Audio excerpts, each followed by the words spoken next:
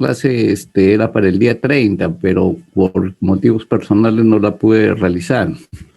Ya, vamos a ver lo que es las lumbalgias, ¿no? Ya. Miren, en la práctica médica, las lumbalgias van a ocupar un buen porcentaje de atención. Generalmente, los pacientes van a llegar con dolor lumbar y eso ocupa un buen porcentaje de la consulta externa. Muchas veces, en la mayoría de casos, el dolor lumbar va a ser, digamos, un dolor inocuo, no va a requerir mayor atención, pero es en el porcentaje en el cual el dolor lumbar tiene un valor inicial alto para una patología grave, ahí reside digamos, el problema.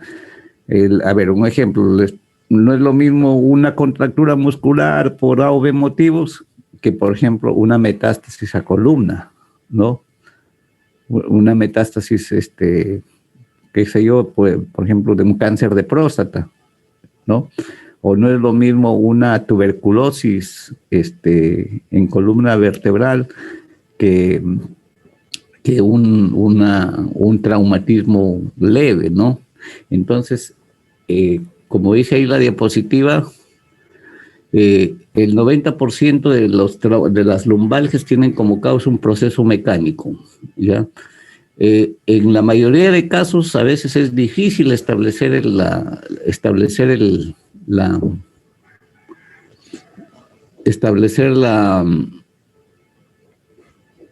causa de la lumbalgia, pero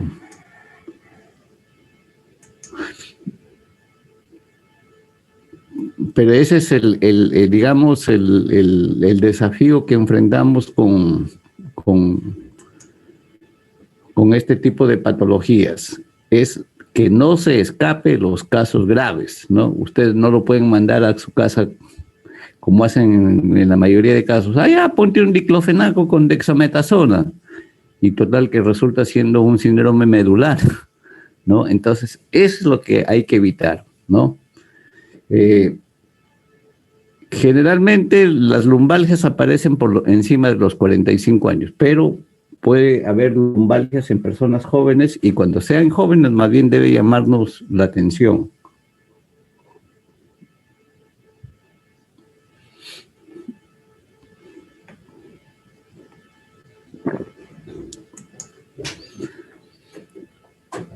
A ver, César Escárate, ¿se encuentra? César. Sí, doctor. A ver, ¿cómo nuestra población, o sea, en nuestro medio, cómo se refieren al dolor lumbar las personas? A veces creo que lo expresan diciendo como que le duelen los riñones. Efectivamente, muy bien. La mayoría de gente va a llegar diciendo que le duelen los riñones, efectivamente, ¿no?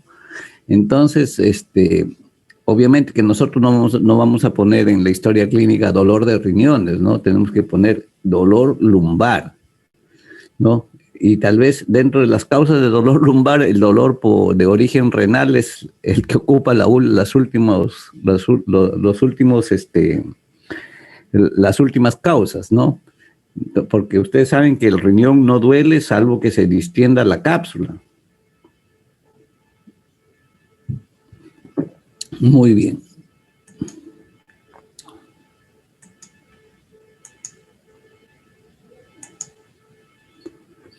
Miren, en el enfoque de la lumbalgia, ustedes tienen que considerar, lo primero, considerar que la lumbalgia no es una enfermedad en sí. O sea, no hay una enfermedad lumbalgia. O sea, la lumbalgia es un síntoma que puede estar originado en cualquier estructura que rodee o que esté ligado a la columna lumbar, pero también puede ser de causa extra lumbar. Puede ser un problema ginecológico, un cáncer de cuello uterino, un cáncer de próstata, te puede dar metástasis a columna lumbar y ocasionar la lumbalgia. En algunos casos puede ser de causa abdominal, ¿no? Tenemos que considerar llegar al diagnóstico de qué cosa es lo que duele. Duele el hueso, o sea, duele la vértebra, duelen los tejidos blandos, ¿no? Para nosotros poder dar un diagnóstico. Entonces, la primera pregunta que uno tiene que hacer es, que se hace uno, ¿no? Es, voy a ver si mi lumbalgia es en realidad propia de la columna vertebral o está viniendo de otro sitio. Entonces, esa es la primera consideración que hay que tener.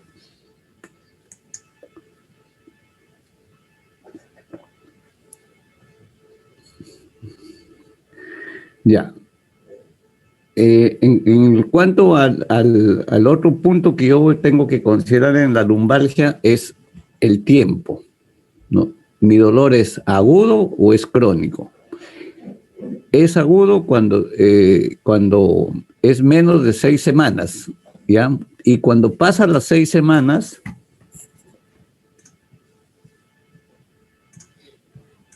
ya, cuando pasan las 6 semanas, el dolor ya se convierte en crónico. En la diapositiva que ustedes están viendo, ahí dice 12 semanas, ¿no? Pero ya cuando es 12 semanas, es cuando ya el proceso se vuelve crónico, ¿no? Generalmente las lumbalgias que son agudas, ¿no? Que tienen una semana, que tienen días de duración, generalmente se asocian a procesos benignos. Y más bien las lumbalgias crónicas son las que la severidad a veces del trasfondo que está originando la lumbalgia es más serio.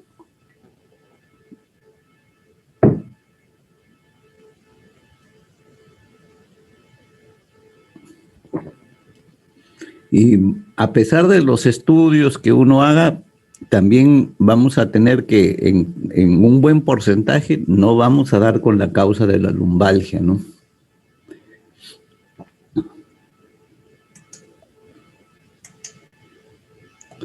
Bueno, en lo que es la anamnesis, el dolor lumbar tenemos que enfocarlo como cualquier otro tipo de dolor, ¿no? ¿Cuándo empezó? ¿Cómo es el dolor? ¿Cómo es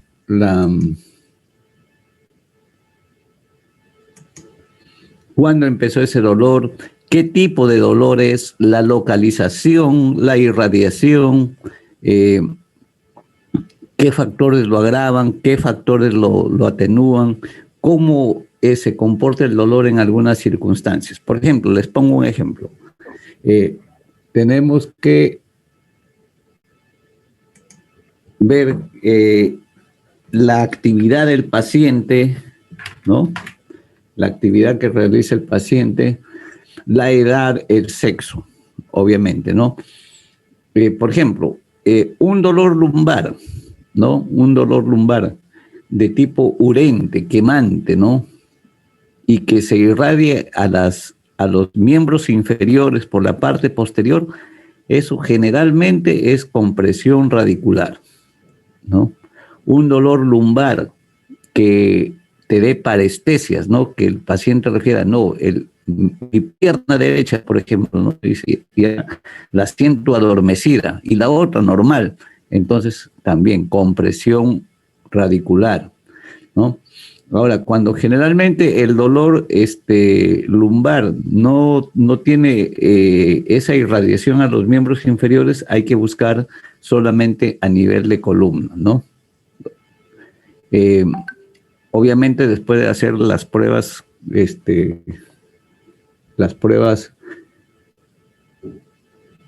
que correspondan, ¿no? Por ejemplo, no es lo mismo que te venga un albañil, por ejemplo, ¿no? Que te venga con dolor lumbar a que te venga con dolor lumbar una secretaria. Son profesiones totalmente distintas y que tienen diferente evolución, ¿no? Un cortador de caña de repente solamente va a ser problema mecánico. En el otro también puede ser un problema mecánico, pero de repente hay otro trasfondo en eso, ¿no? Entonces, la anamnesis nos va a dar una buena información, y tal vez hasta el 90% de la información que da la anamnesis a veces nos corrobora ya el diagnóstico, ¿no? Un dolor, por ejemplo, que al paciente lo despierte en la noche, que no lo deja dormir, que es permanente, nos está hablando de repente ya de un proceso maligno, un problema, un mieloma múltiple, un cáncer de próstata, ¿no? Entonces, acá lo que importa es el enfoque que hagamos. Ahí tengo un esquemita para que ustedes más o menos sepan, porque el paciente, como dijo Escárate, va a venir, doctor, me duelen los riñones, ¿no? Entonces, ahí uno tiene que hacer una buena anamnesis para llegar al diagnóstico. Bueno, en la exploración física de la columna lumbar, obviamente esto es una parte de la práctica, pero ahí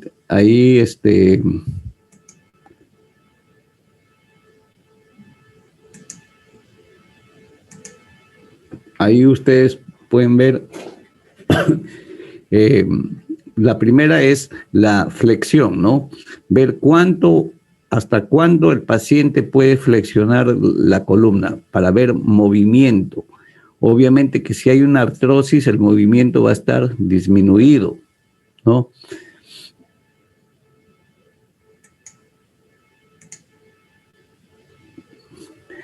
Hay que explorar el dolor vertebral buscando puntos dolorosos. Con la yema de los dedos se empieza desde la columna cervical, se va presionando hasta llegar a la columna lumbosacra, buscando puntos de dolor, ¿no? Y donde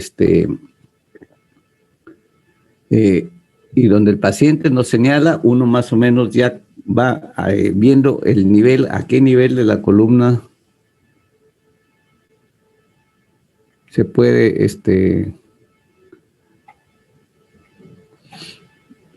ver, para ver qué dermatomas están comprometidos.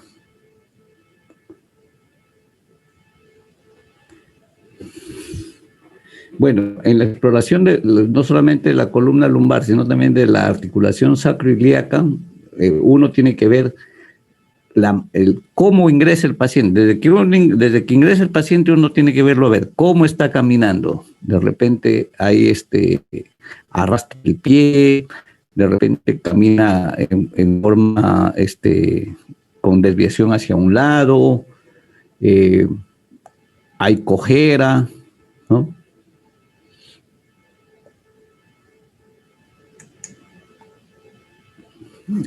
Y luego ya en el examen físico uno realizará, por ejemplo, la primera maniobra, la maniobra de Bollmann, ¿no? Como ustedes ven ahí en la imagen, con las dos manos sobre las espinas ilíacas anteroposteriores, se trata como si uno lo estaría abriendo, ¿no? Y eso va a despertar el dolor.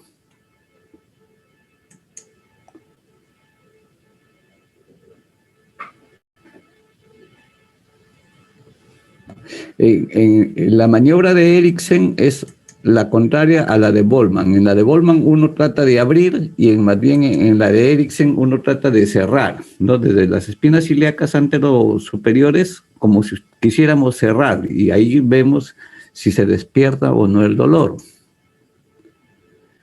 En cuanto a la exploración de la cadera, hay que ver la longitud de ambos miembros, ¿no? Si un miembro está más corto que el otro, hay que ver, investigar por qué. Y eso incluye también, obviamente, la exploración en la marcha. Hay que medir desde la espina ilíaca anterosuperior hasta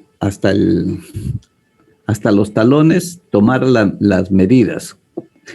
También una forma práctica de ver si los miembros superiores, inferiores, perdón, tienen igual longitud es viendo los pliegues. Claro, eso más funciona en niños, pero también funciona en adultos, viendo la altura de las rodillas, los pliegues glúteos que coincidan, ¿no?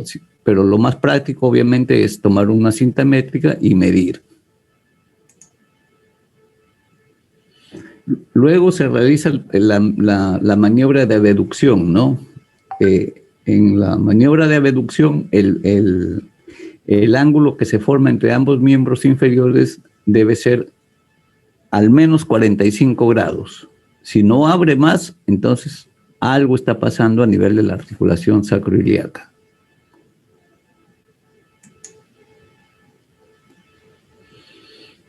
Ya, en este caso, pues, con una mano se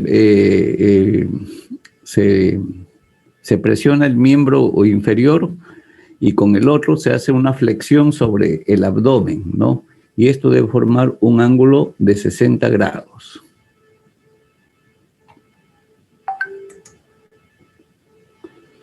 Esto con la serie contralateral forman para ver si hay limitación del movimiento, no tanto la rotación interna como la rotación externa. Se pide al paciente que flexione el pie y con una mano uno lo desvía hacia afuera o hacia adentro.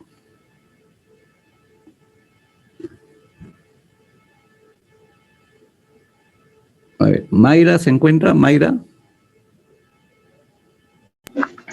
Doctor. Mira, si en caso se acaba, esperan ahí para conectarnos nuevamente, ¿ya? Sí, doctor, es el mismo link. Al mismo link podemos entrar. Ya, listo. Ya, miren, acá en esta diapositiva ya es para el enfoque. Ya nosotros diagnosticamos, hicimos nuestro examen físico, nuestra anamnesis, ya sabemos, estamos frente a una lumbalgia, ¿no? ¿De qué características es? Todavía no lo sabemos. O frente a qué enfermedad nos enfrentamos. Pero lo que hay que tener en cuenta es que la lumbalgia, en estas circunstancias, hay que estudiarla y llegar al diagnóstico sí o sí. No lo podemos mandar al paciente con su diclofenaco y dexametasona a su casa.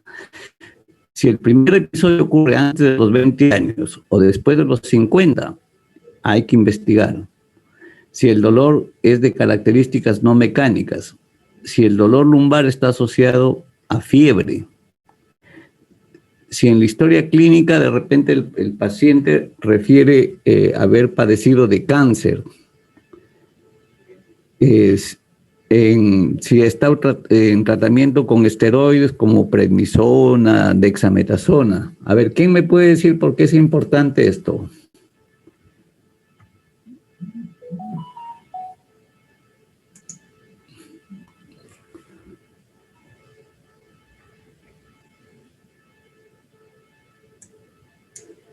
A ver, Mari Alba más, ¿está?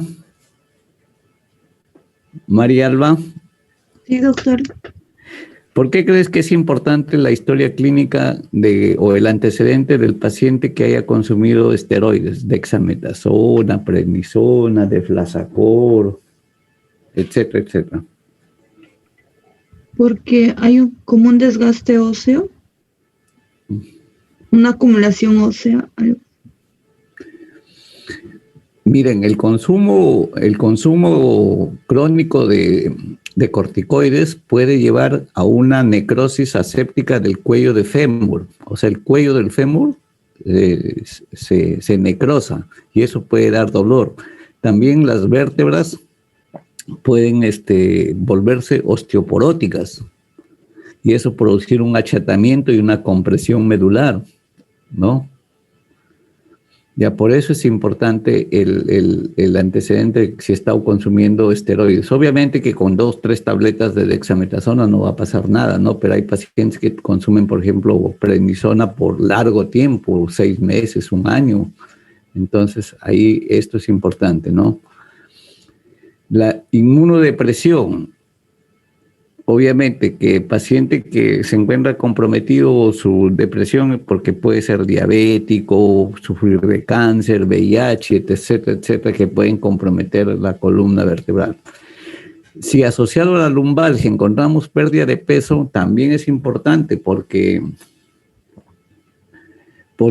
puede estar asociado a un proceso neoplásico que no es todavía evidente, ¿no?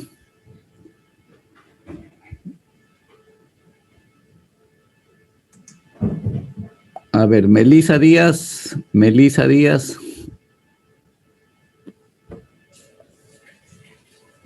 Melisa Díaz está. tardes, doctor. Buenas tardes. Ya. Por ejemplo, si además de la lumbalgia, el paciente te refiere que no puede movilizar y que ha perdido movilidad y ha perdido sensibilidad en miembros inferiores, ¿qué te haría pensar?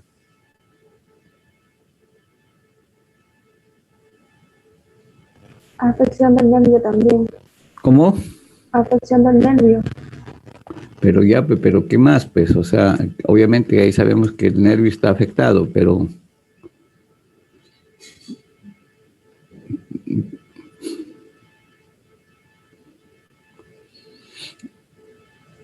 sí, obviamente que ya ahí no solamente hay compromiso, o sea, el dolor ya no solamente es un dolor leve, sino ya hay un compromiso neurológico ahí, ¿no?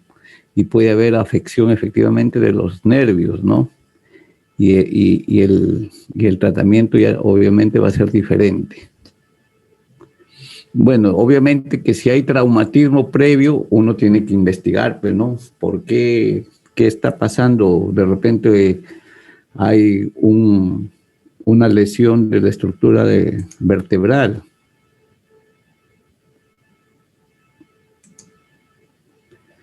Bueno, entonces, avanzando. Mi dolor lumbar puede ser agudo o crónico, ¿cierto? Pero yo también tengo que determinar si mi dolor lumbar es inflamatorio o mecánico. Si mi dolor lumbar es propio de la columna o la región lumbar o está viniendo de otro sitio. Entonces, para eso les he traído este cuadrito para que durante el examen nosotros vean.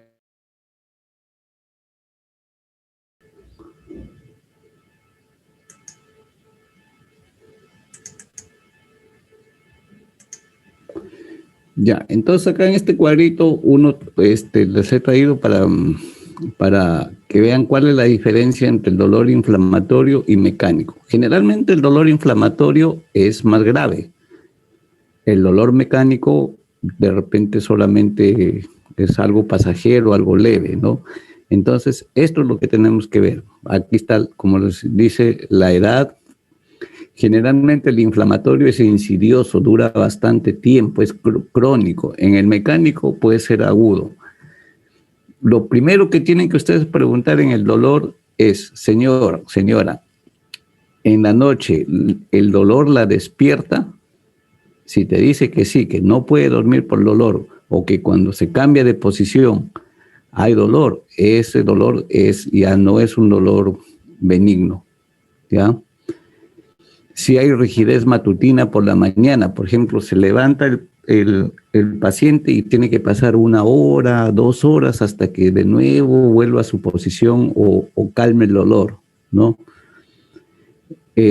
Si mejora con el ejercicio físico. Esto es importante. ¿Por qué? Porque ¿se acuerdan que yo les hablé de cómo las prostaglandinas bloqueaban el dolor? ¿No? Entonces, a veces con el ejercicio mejora el dolor. ¿Por qué? Porque como hay liberación de prostaglandinas, entonces se bloquea el dolor y da la sensación de que no pasa nada. Entonces, si el dolor empeora en el reposo, por ejemplo, señor, se va a dormir y en la noche, a esa hora, a la hora que me acuesto, empieza el dolor. Eso es un mal signo, ¿no? Si el dolor se irradia en forma difusa, o sea, empieza en la región lumbar y se va hacia adelante, hacia atrás, hacia arriba, hacia abajo, a las piernas, también es un mal signo.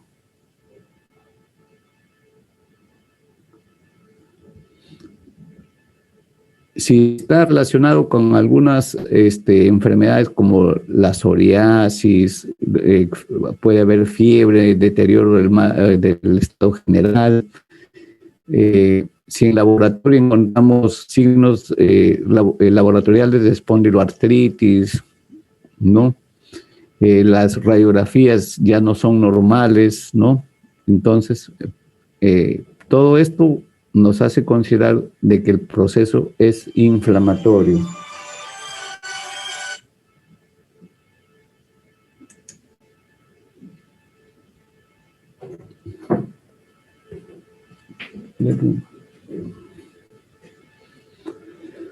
Ya, entonces acá en resumen, estos son los síntomas altamente sugestivos de dolor inflamatorio, ¿no?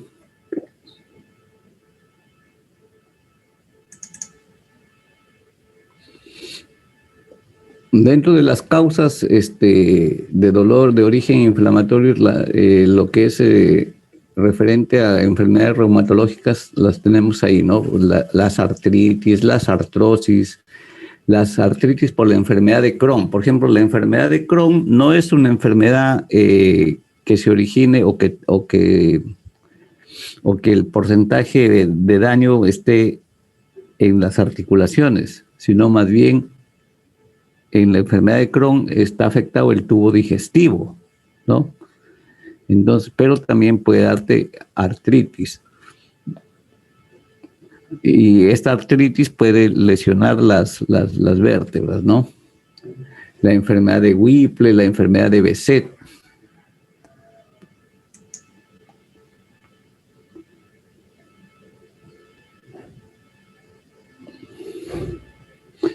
Ya, entonces, acá este es la guía diagnóstica, ¿no? Para ver cuándo estoy frente a un dolor lumbar, inflamatorio o mecánico. Y ahí está todo lo que yo voy a pedir también, ¿no?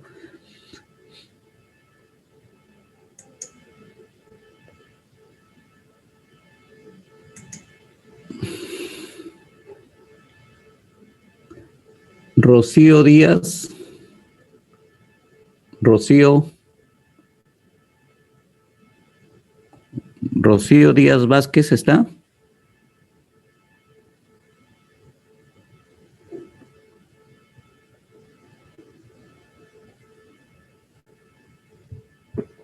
Rocío Díaz, ¿está?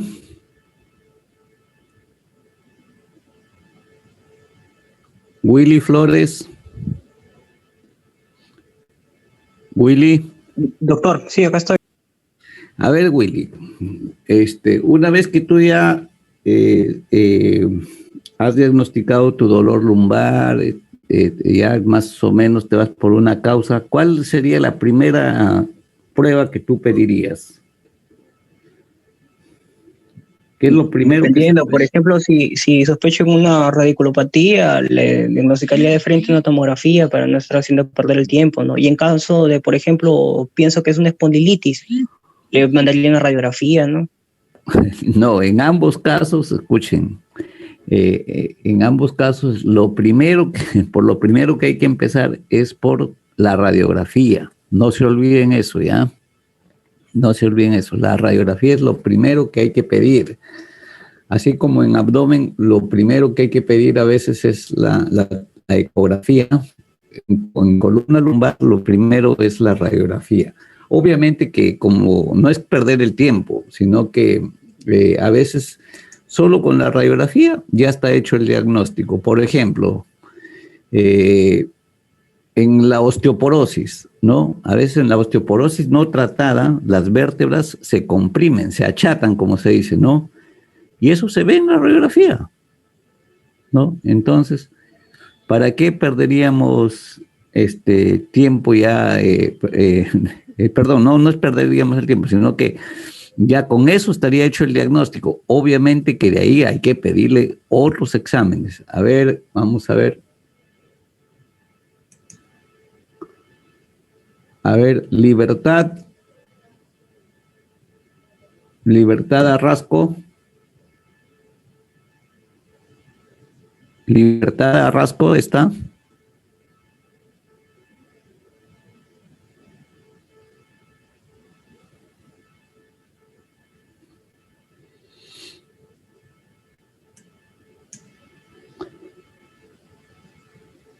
Alejandro Tábara.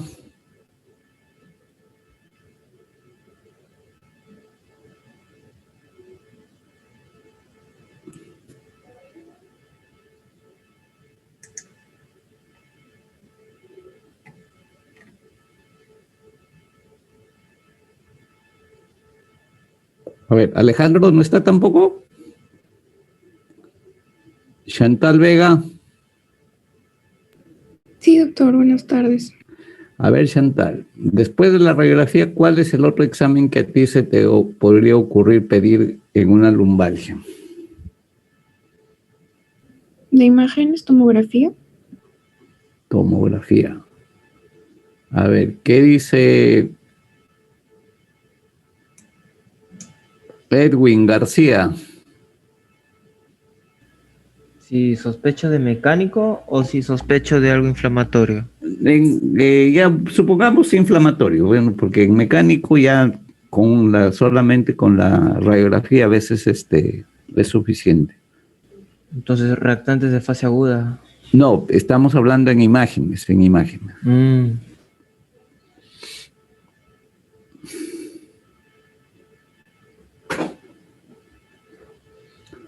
Creo que radiografía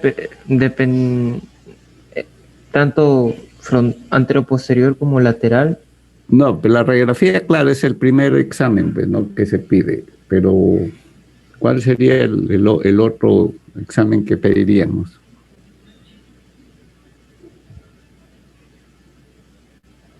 Tomografía, supongo. Se vino, que van a tener en la tabla hoy día.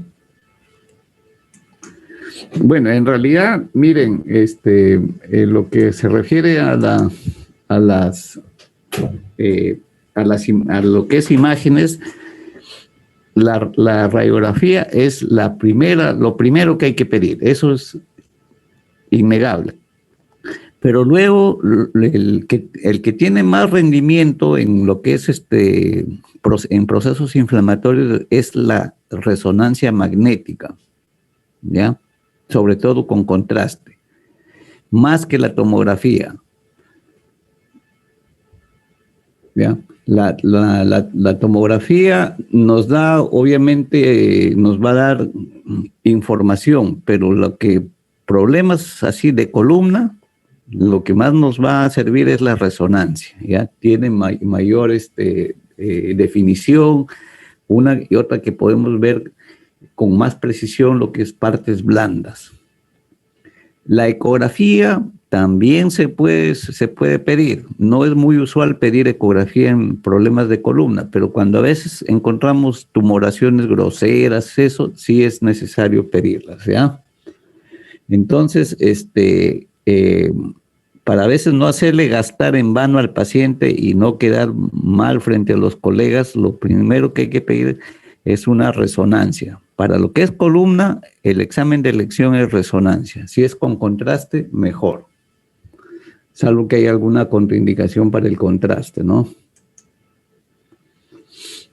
Bueno, hasta ahorita hemos visto todo lo que se refiere, bueno, a lo que es dolor lumbar.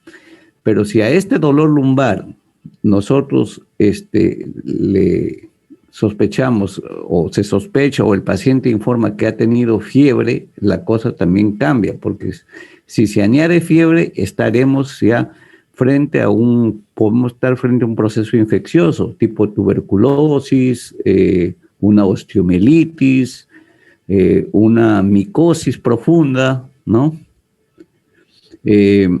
Ver si el paciente está utilizando de repente anticoagulantes, si hay un hematoma a nivel de la columna, ¿no? Es importante porque, les digo, una vez llegó una paciente con dolor intenso, igualito, como le decía yo, ponían su diclofenaco y su dexametasona y a su casa, ¿no? Llegaba por emergencia. Cuando se le hace la historia, la señora tenía fiebre y haciendo más, ampliando la anamnesis, la señora había sufrido de tuberculosis hace 10 años.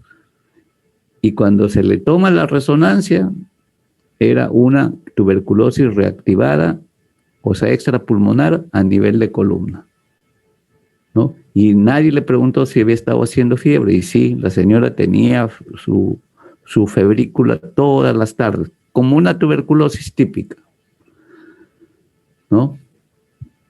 Entonces, el signo de la fiebre también tiene que orientarnos para cuando esté asociado al dolor lumbar. En el caso de la lumbalgia aguda, acá tienen un fluxograma, ¿no? Puede tratarse, después de haber hecho, miren, anamnesis y exploración física, puede tratarse de una lumbalgia mecánica simple, lumbalgia con signos de alarma, ojo, son lumbalgia con signos de alarma. ¿Cuáles son los signos de alarma? Los que les leí al inicio, ¿no? Paciente menor de 20 años o mayor de 50, que haya tenido antecedente de cáncer, que esté consumiendo corticoides, etcétera, etcétera. En este paciente, ¿qué cosa se va a hacer? Ahí hay que hacerle analítica, radiología, resonancia, según como corresponda, ¿no? Si ya diagnosticamos que ya es una lumbalgia aguda, no mecánica, o sea, que ya es inflamatoria, hay que hacer lo mismo. Lo que les decía, si el paciente de repente siente una lumbalgia, pero el dolor sabemos que no ha aparecido de frente en la columna, sino en otro sitio y de ahí se fue a posicionar a la columna, hay que hacer todo esto, ¿no? Cuando es una lumbalgia mecánica simple, que ya lo diagnostiqué, si no se soluciona en 6 semanas, igualito. Entonces pasa como si fuera una lumbalgia crónica, ¿no? Entonces, de acuerdo a los estudios que yo pida, a todos no les voy a pedir, obviamente, gammagrafía ósea, ¿no? A todos no les voy a, por ejemplo, en el mieloma múltiple, con el mieloma múltiple, con pedirle una radiografía de columna y de cadera, puedo ver si hay las lesiones líticas típicas del mieloma, ¿no? Entonces ahí está hecho mi diagnóstico, ¿no? Entonces con esto yo tengo me va a dar todas estas posibilidades, ¿no? Puede ser una patología con complicación neurológica, puede ser solo una patología ósea, una patología inflamatoria, infecciosa, como acabamos de hablar, tumoral, o de repente es un problema visceral. Bueno, acá hay una lista de patologías agudas. La más frecuente en nuestro medio, obviamente, es la hernia discal, ¿no? Las fracturas, obviamente, eso ya es obvio, ¿no? Las sacroileitis, las artritis, también son los abscesos, no se olviden, en el absceso siempre va a estar asociado la patología aguda a fiebre, ¿no? Y las viscerales, como la neurisma discal de la aorta. ¿Aló? Hola, ¿alguien quiso opinar?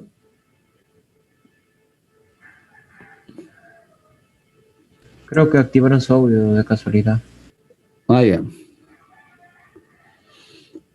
Entonces, así como hay datos que me informan de la patología crónica, hay datos de también signos de alarma frente a una patología aguda. Ahí los tienen, ¿no? Que casi son similares a los que vimos en la tabla anterior. Entonces, obviamente, como una especie de resumen, las lumbalgias, ¿no? Son frecuentes, vamos a encontrar lumbalgias a veces ocupan el 50% de las atenciones en consultorio externo, ¿no? Van a ser frecuentes, el familiar o el paciente siempre va a decir que le duelen los riñones, pero uno tiene que ver y analizar esa lumbalgia. ¿Cómo lo enfoco mi lumbalgia? Como de acuerdo al flujograma que les he enseñado.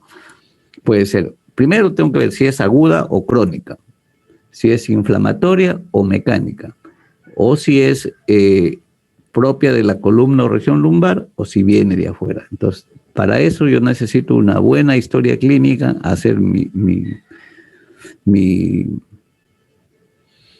examen físico correcto, y de ahí yo ya determinaré si estoy frente a un proceso leve o un proceso más serio, ¿no? Entonces, salvo que no sea muy evidente, no manden al paciente a su casa solo con diclofenaco o dexametasona. Traten de ahondar un poco más en la historia clínica para determinar si estamos o no frente a una cosa grave.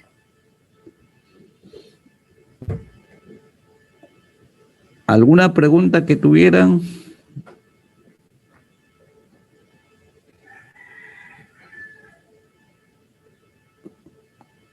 A ver, ¿alguna pregunta?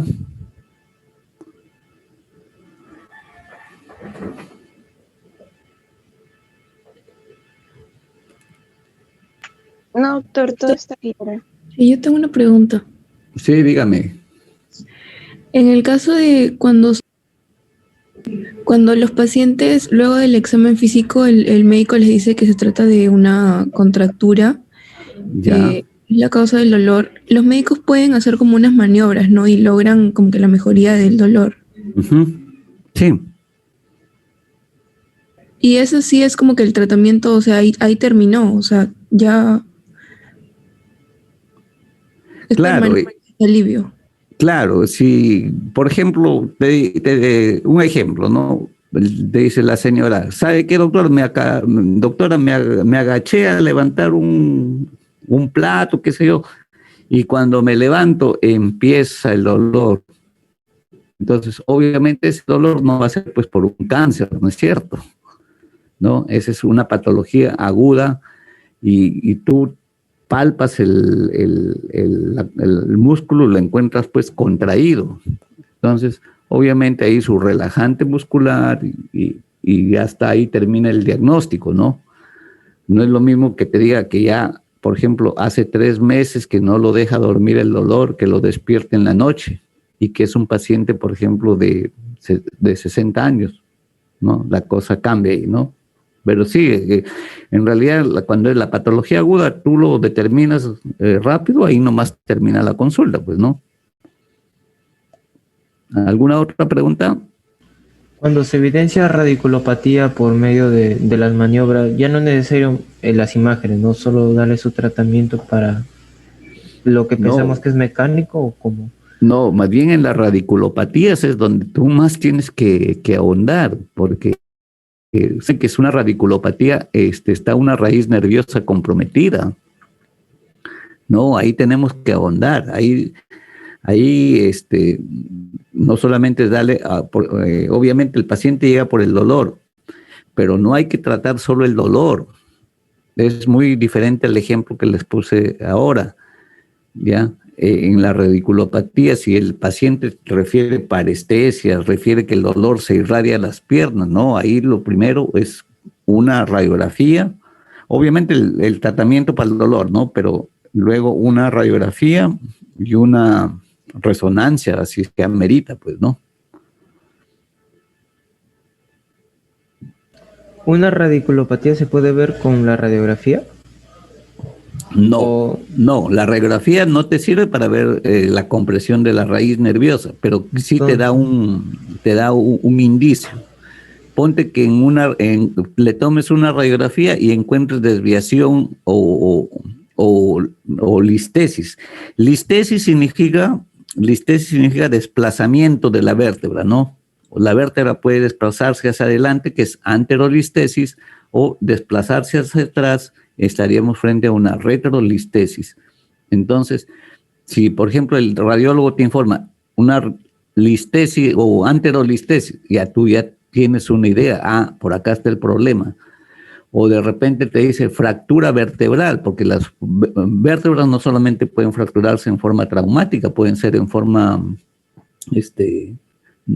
asintomática, ¿no? Fractura patológica. Ponte que te diga, hay achatamiento de la vértebra, tú inmediatamente vas a pedir una resonancia, ¿no? Y si los hallazgos radiológicos son negativos, igualito estás obligado a pedirle la resonancia, ¿no? Para descartar de que no haya algo grave ahí. Así sea gastar con el paciente, ¿no? Así sea el costo muy alto de la resonancia.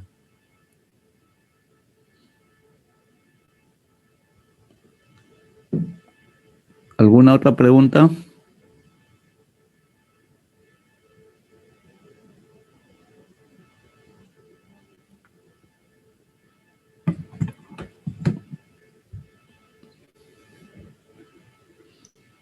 ¿Alguna otra pregunta?